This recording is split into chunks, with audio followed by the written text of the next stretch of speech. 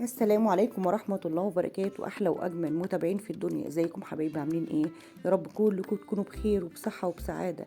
كل سنة وانتم طيبين. رمضان خلاص قرب، اللهم بلغنا رمضان لا فاقدين ولا مفقودين. النهاردة نظرا لغلاء الأسعار إن شاء الله هنعمل الفستق الكداب بطريقتين وبمكونين مختلفين، وفي نهاية الفيديو أقول لكم أنه أقرب للطعم الأصلي. بس قبل ما نشوف الوصفتين والطريقتين يا ريت ننزل نعمل لايك وشير وسبسكرايب للقناة ونفعل زر الجرس عشان يوصلكم مني كل الوصفات السهلة والبسيطة المتعودين نعملها سوا مع بعض. ويلا بينا على طول نبدأ ونشوف الوصفتين بتوع الفستق الكداب، ونسمي ونصلي على حبيبنا المصطفى عليه أفضل الصلاة والسلام.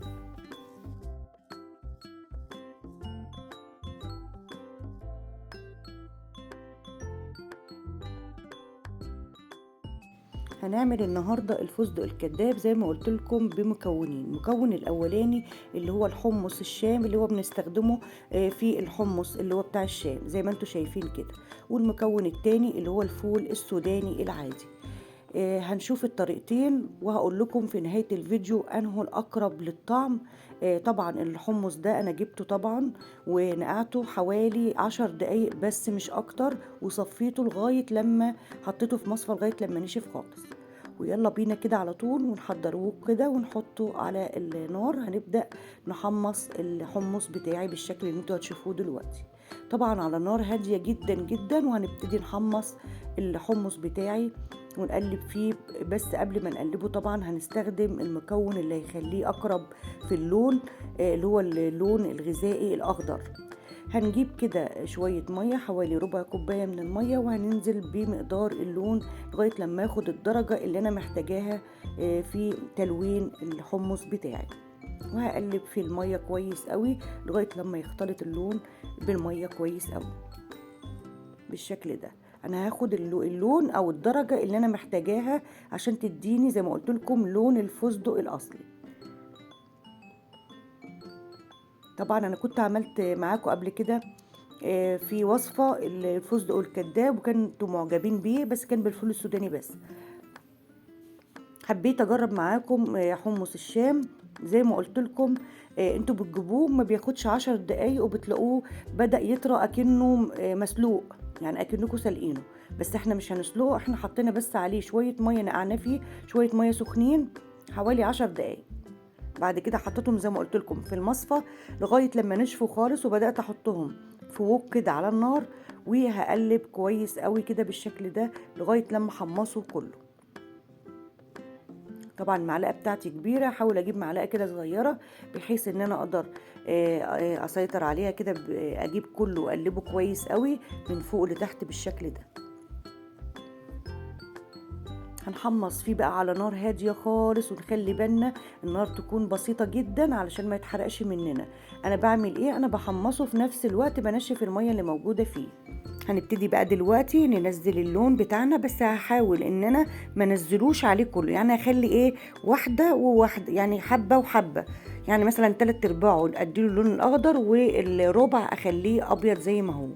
هبتدي انزل لغايه لما اوصل للدرجه اللي انا عايزاها بحيث تكون قريبه جدا من الفستق الاصلي. خلاص هقلبه كويس كده زي ما قلت لكم. كل ما برش عليه اللون بالميه هبتدي اخرج او اهويه كده واحمصه على النار بحيث ان الميه تنشف منه، وزي ما قلت لكم على نار هاديه. باكد تاني هبتدي انزل برضو حبه حبه كده باللون لغايه لما اشوف الدرجه اللي انا محتاجاها. زي ما انتوا شايفين كده متهيألي كده هيكون حلو قوي. وزي ما قلت لكم احاول كده ان انا اسيب فيه بعض وحدات بيضة عشان تديني الفستق طبعا ما بيكونش كله اخضر، يبقى في بعض ابيض على اخضر كده. شايفين اهو بدأت كده في بعض وحدات هسيبها زي ما هي كده. خلاص كده هبتدي انشفه كويس قوي قوي قوي من الميه اللي هي باللون. وممكن كمان ان انا احمصه على صاج في قلب الفرن، بس دي طبعا بتكون احسن عشان ان انا اقدر ان انا احمص كل حبايه فيه.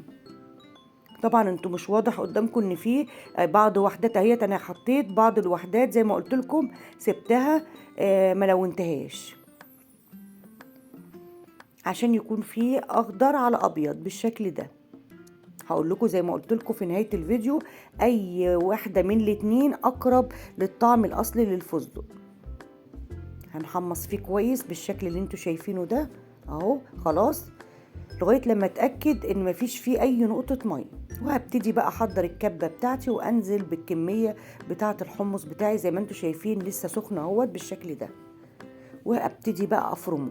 الفرم ده على حسب احتياجك انت، ممكن تكوني محتاجاه يكون فرمه ناعم قوي، وممكن تكوني محتاجاه يكون الفرم بتاعه متوسط.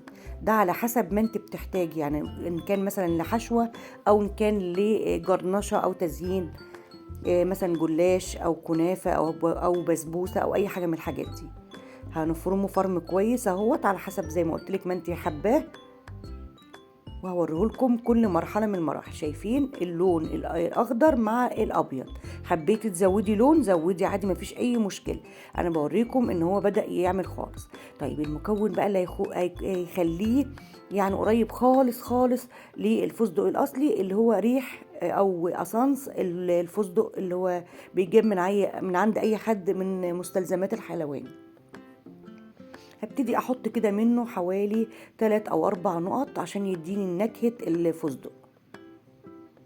زي ما قلت لكم ده ممكن يكون ب10 جنيه او ب15 جنيه، مش غالي يعني.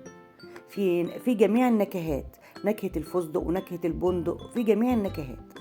حطيتها وبدأت اقلب زي ما انتوا شايفين ولا اكنه حمص خالص اهو بالشكل اللي انتوا شايفينه ده كده. الفرم بتاعه جميل جدا.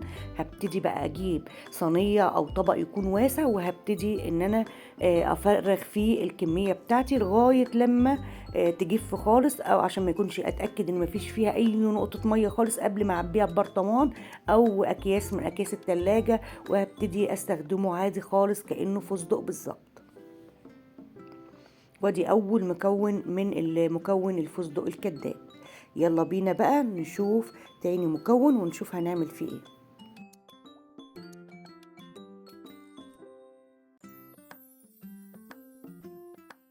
يلا بينا على طول نبدأ بقى في الوصفة او الطريقة اللي احنا معتادين عليها وعارفينها.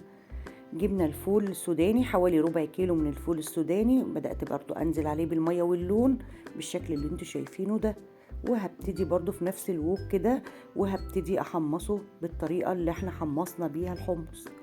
شايفين شكله اهو بالشكل ده.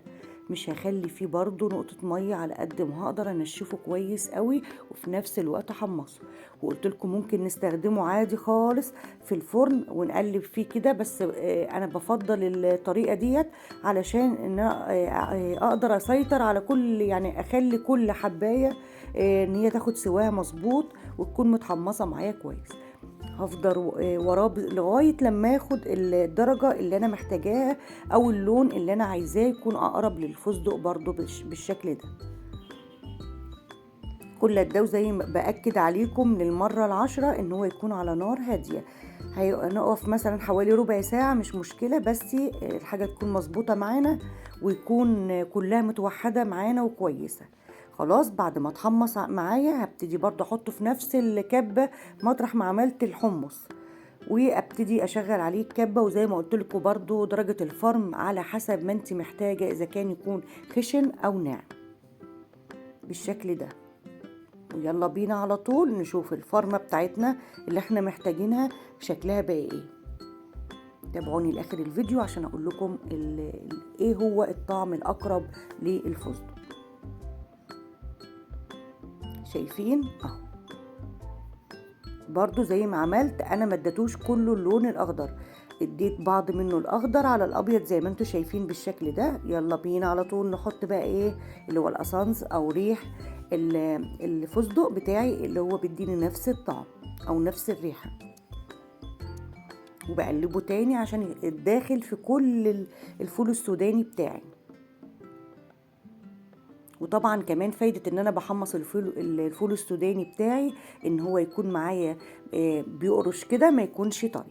ايه رأيكم اهو شايفين شكله واللون مظبوط وجميل قوي قوي. يمكن كمان الحمص خد مني لون اغمق شوية، لكن ده لونه حلو قوي ومظبوط.